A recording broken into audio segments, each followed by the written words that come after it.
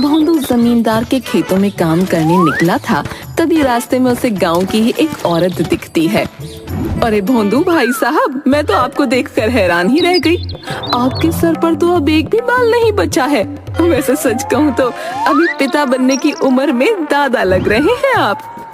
भोंदू उस औरत की तरफ देखता है और सर झुकाकर आगे बढ़ जाता है। अब खेत पर पहुंचकर भोंदू काम करने लगता है। अरे भोंदू, तुझे मैं दूर से ही पहचान लेता हूँ। इतनी कड़कती धूप में तेरा तबले जैसा टकला अलग ही चमक रहा होता है। क्यों जमींदार साहब इतना मजाक बना रहे हो आप मेरा? एक तो मैंने अपने इस गंजेपन को दूर करने के लिए हर तरह की दवा दारू कर ली, लेकिन कहीं कोई बात ही नहीं बन रही। अरे दवा दारू करवाने का कोई फायदा नहीं। वैसे भी पूरा गांव जानता है कि तू भोंदू नहीं बल्कि गंजा सर है।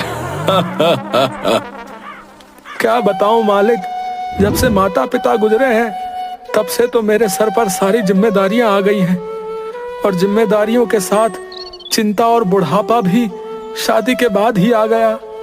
बस इसी मारे सर के सारे बाल उड़ गए। अच्छा, ठीक है। तुझसे दो चार बातें क्या करने लगता हूँ, तू तो अपना दुखड़ा ही सुनाने लग जाता है। चल काम पर ध्यान दे, और हाँ, जल्दी हाथ चला। अरे भोंदू, सच कहूँ तो तुझे देखकर तो मुझे भी बहुत अफसोस होता है। तेरी बीवी तो कहती होगी कि किस लड़के के बाप से शादी कर ली मैंने, है? इतना कहने के बाद जमींदार के खेत में काम कर रहे लोग एक साथ हंसते हुए भोंदू का मजाक बनाने लगते हैं। मेरे गंजेपन का और मेरी मजबूरी का हर कोई मजाक बनाता है, यहाँ तक कि मेरी खुद की पत्नी लाजो भी मुझे कुछ नहीं समझती। न जाने मेरी जिंदगी कैसे बीतेगी। भोंदू सुबह ही घर से काम के लिए निकल जाया करता।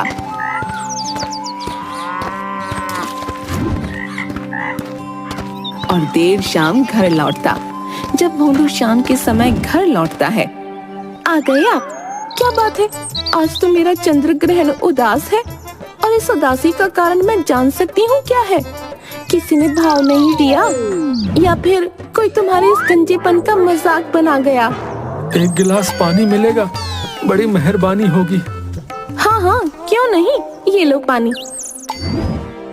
और हाँ, मैं तुम्हें बताना भूल गई, कल शहर से मेरी सहेलियां आ रही हैं, तो जरा उनके सामने ठीक से रहना। और वो जो बिग है ना, मैंने तुम्हें ला कर दी है, वो अच्छे से लगा लेना। क्या कल तुम्हारी सहेलियां आएंगी?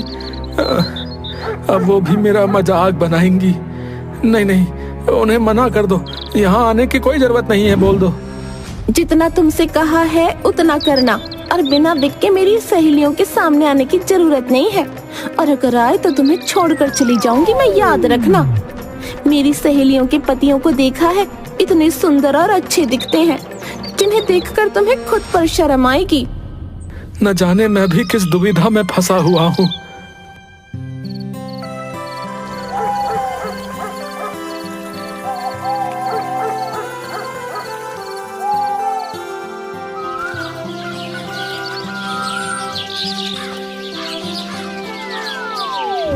भोंदू को न सिर्फ उसकी पत्नी, गांव वाले और जमींदार मजाक बनाया करते थे, बल्कि गांव का बच्चा भोंदू को देखकर उजड़ा चमन, चंद्र ग्रहण, गरम तवे जैसा सर वाला और न जाने क्या क्या कहते थे। अब अगले रोज लाजो की सहेलियां लाजो के घर आती हैं।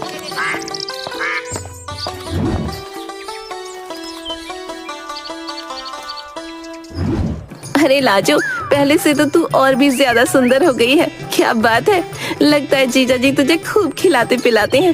वैसे जीजा जी से याद आया, कहीं नजर नहीं आ रहे वो? कहीं ऐसा तो नहीं हमारे आने की खबर उन्हें मिली और वो कहीं छुप कर बैठ गए? अरे नहीं, घर में ही है। आज तो मैंने उन्हें काम पर भी नहीं जाने दिया। मैंने उन्हें पहले ही बता दिया था कि मेरी सहेलियां आएंगी, तो आपको घर पर ही रहना है। लाजो अपने पति को आवाज लगाती है। भोंदू जब अपने कमरे से निकलकर आता है तो लाजो का लाया हुआ विग लगाकर एकदम हीरो लग रहा होता है और कमीज पैंट पहने होता है। भोंदू को पहचानना मुश्किल था। अजी, क्या लग रहे हैं आप? अरे क्या बात है लाजू, जीजा जी को तो मैं पहली बार देख रही हूँ। शादी में तो मैं तेरे आ नहीं पाई, लेकिन अब जीजा जी को देखकर ऐसा लग रहा है कि सचमुच तेरे पति जैसा हम सहेलियों में से किसी का पति नहीं है। वो तो मुझे भी पता है कि मेरे पति जैसा और कोई है ही नहीं।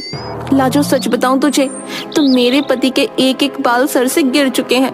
ऐसा लग रहा है जैसे मेरा पति नहीं बल्कि ससुर हो वो। उसे तो मैं कहीं लाती और ले जाती भी नहीं हूँ। अरे बाप रे बाप, क्या बात कर रही है? रमेश जीजा जी के बाल झड़ गए हैं, वो गंजे हो गए हैं। अरे इस गंजेपन की समस्या तो मेरा मतलब सभी को है आजकल। भोंदू जब माला के मुंह से ये सुनता है कि उसके पति के बाल भी झड़ चुके हैं और वो गंजा है, तो भोंदू खुशी से अपने बालों को झटक कर हाथ फेरता है। तभी उसका विग हाथ में आ जाता है। हाय दैया, रे दैया। अरे लाजू, तू तो अभी अपने पति की बड़ी तारीफ कर रही थी। ये क्या खोदा पहाड़ निकली चुईया? मैं तो खामखा अपने पति की बुराई कर रही थी, लेकिन तेरा पति तो बुराई करने लायक भी नहीं बचा। ये तो मेरे पति से भी ज्यादा गया गुजरा लग रहा है। अरे तू तो जानती है ना, आजकल के मर्दों के बाल शादी के बाद ही झड़ना शुरू हो जाते हैं, और उनके साथ भी कुछ ऐसा ही हुआ है। वो तो मैंने शर्म की वजह से इन्हें विग लगाने के लिए कहा था, लेकिन इससे भी ये नहीं संभाल पाए। कोई बात नहीं, मुझे तो बस हंसी आ रही है जीजा जी को देखकर। भोंदू ये सुनने के बाद अपना सर नीचे कर लेता है और घर से बाहर चला आता है।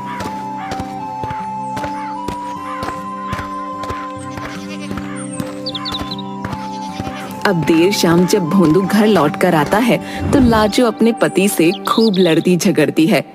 एक काम कहा था आपसे, वो भी नहीं हो पाया। कोई बात नहीं, बहुत हो गया, अब मैं इस घर में और नहीं रह सकती। एक पल को मैंने सोचा था कि तुम्हारे इस उजड़े हुए चमन के साथ रह लूंगी, लेकिन अब नहीं। तो तुमने फैसला किया है कि तुम मुझे छोड़कर जा रही हो? हाँ बिल्कुल, क्योंकि तुमने मेरी सहेली के सामने मेरी इज्जत नहीं रखी, और अब मैं पूरे गांव के सामने तुम्हारी इज्जत रखकर या तुम्हारे साथ रहकर क्या करूंगी? माफ करना मुझे, मैं ये घर छोड़कर जा रही हूँ। अगर गलती से कल को मैं तुम्हारे बच्चों की माँ बन गई तो तुम मेरे बच्चों के बाप नहीं बल्कि दादा लगोगे। लाजो घर छोड़कर चली जाती है। अब भोंदू पर दुखों का पहाड़ टूट पड़ता है। पहले ही भोंदू अपने गंजेपन से दुखी था, लेकिन अब पत्नी के छोड़कर जाने का दुख और गम उसे खाए जा रहा था।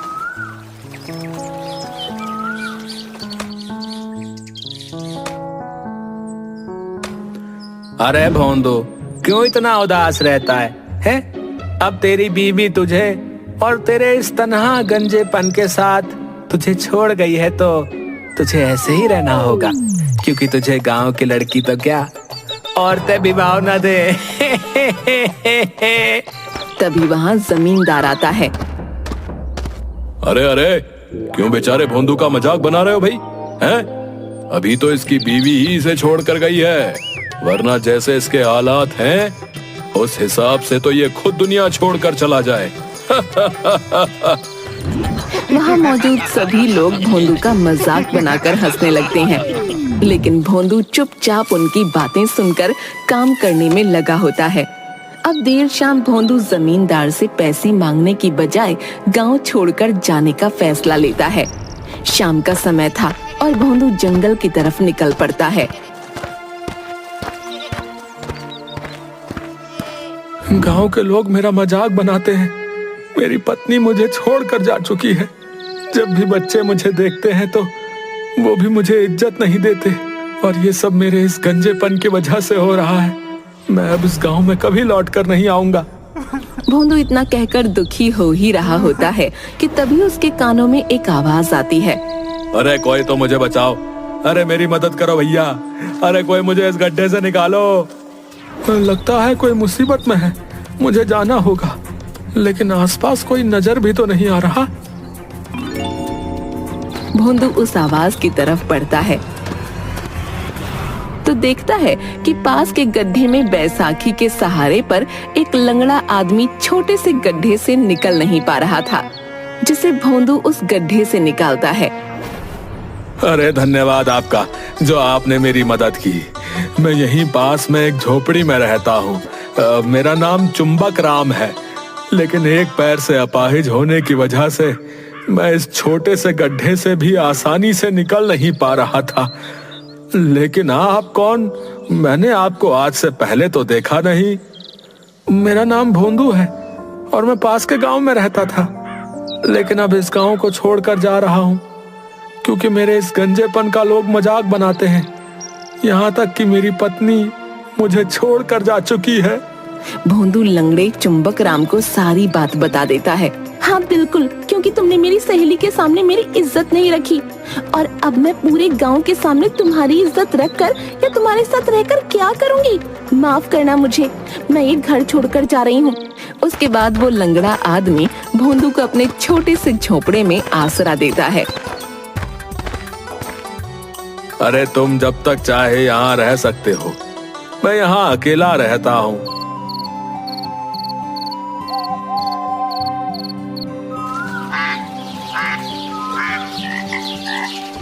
इधर जमींदार के घर एक ब्राह्मण पूजा करवाने के बाद पूरी सब्जी खा रहा होता है। तभी जमींदार का बेटा मोहन उसे देखकर कहता है, अरे ब्राह्मण जी, और कुछ लेंगे आप? लगता तो नहीं है कि और कुछ लेंगे, क्योंकि आपका तो खा खा कर पेट ही निकला हुआ है। मोहन, यह क्या तरीका है ब्राह्मण जी से बात करने का? अभी के अभी उनसे माफी मांगो। पिताजी, आपको पता भी है, करीब 1 घंटे से ये खाए जा रहे हैं, लेकिन फिर भी इनका पेट नहीं भरा है। जैसा शरीर है आलू जैसा, वैसे ही खा भी रहे हैं। सत्यानाश हो तेरा, जो तूने मुझे आलू जैसा कहा। मैं अभी इसी वक्त तुझे श्राप देता हूँ कि तू पूरा का पूरा आलू बन जाए। नहीं ब्राह्मण जी, ऐसा मत कीजिए। अरे नहीं, ये क्या हो गया? मेरा बेटा तो चलता फिरता आलू बन गया। मोहन, मैंने तुझे मना किया था ना कि ब्राह्मण जी को ऐसे मत बोल। ब्राह्मण जी, मैं आपसे माफी मांगता हूँ, आप इसे पहले जैसा बना दीजिए। बिल्कुल भी नहीं, मैं अपनी कही हुई वाणी वापस नहीं ले सकता। और इस बालक ने एक ब्राह्मण को अपशब्द कहे हैं, जिसका खामियाजा ये भुगत रहा है।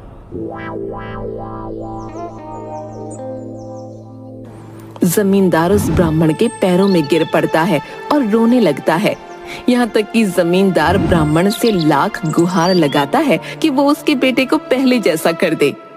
भले ही तुम्हारे बेटे ने मुझे अपशब्द कहे हों, लेकिन सच तो यह है कि ये तुम्हारे यानी इस बच्चे के माता पिता के कर्मों का नतीजा है जो इसे मिल रहा है। क्या तुमने कुछ समय पहले किसी की निंदा की थी, या किसी को नीचा दिखाया था, या फिर किसी का अपमान किया है? ब्राह्मण की बात सुनकर जमींदार कुछ देर के लिए सोच में पड़ जाता है और कुछ देर बाद वो ब्राह्मण से कहता है, मेरे यहाँ भोंदू नाम का एक व्यक्ति काम करता था। अरे दवा दारू करवाने का कोई फायदा नहीं। वैसे भी पूरा गांव जानता है कि तू भोंदू नहीं बल्कि गंजा सर है। क्यों जमींदार साहब इतना मजाक बना रहे हो आप मेरा? उसका मजाक बनाया है, और यही वजह है कि वो गांव छोड़कर जा चुका है। बस उसे ढूंढ कर ले आओ और उससे माफी मांगो और उसे गांव में जगह दो, तब जाकर तुम्हारे बेटे को मैं पहले जैसा कर सकता हूं। बिना पुण्य पाप का नाश होना असंभव है।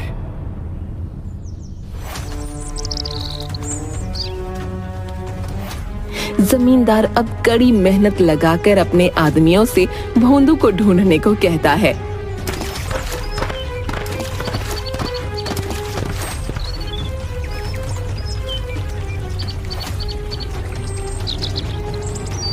भोंदू तो मिल जाता है, लेकिन भोंदू के साथ गांव वापस चुंबक राम भी आता है।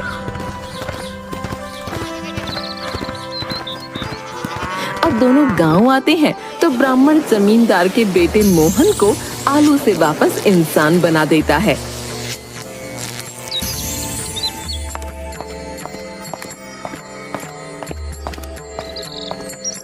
अरे मैं फिर से इंसान बन गया।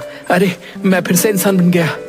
जमींदार बहुत खुश होता है, लेकिन उन दोनों के ही आंखों में अब बदले की आग चमक रही थी। दूसरी तरफ भोंदू और चुंबक राम मिलकर गांव में एक दुकान खोल लेते हैं। अब हम यहीं से कमाना शुरू कर देंगे, हमें कहीं जाने की जरूरत भी नहीं होगी। तुम बिल्कुल ठीक कह रहे हो। जमींदार ने भोंदू को गांव वापस बुला लिया था। अब मोहन भी ठीक हो चुका था, लेकिन दोनों ही अपना बदला नहीं भूलते और मौका पाकर अंधेरी रात में चुंबक राम और भोंदू की दुकान के सामानों में मिलावट कर देते हैं।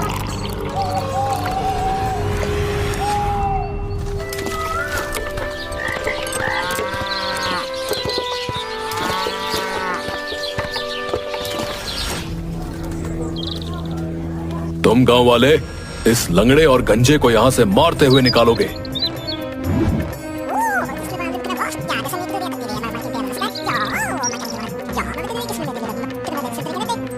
अब गांव वालों को जब इस मिलावट का पता चला तो गांव वाले दोनों पर पथराव करते हैं, जिसमें भोंदू और चुंबक राम घायल हो जाते हैं।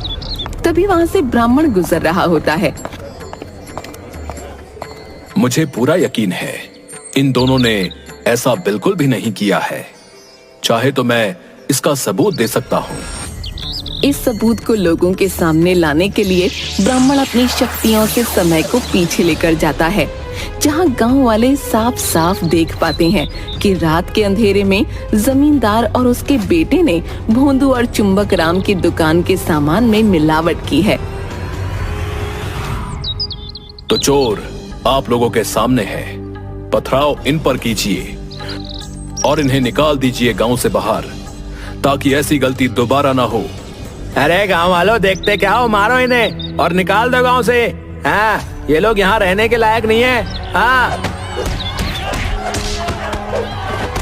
गांव वाले जमींदार और उसके बेटे को गांव से निकाल देते हैं और भोंदू अपने दोस्त चुंबक राम के साथ खुशी खुशी रहने लगता है।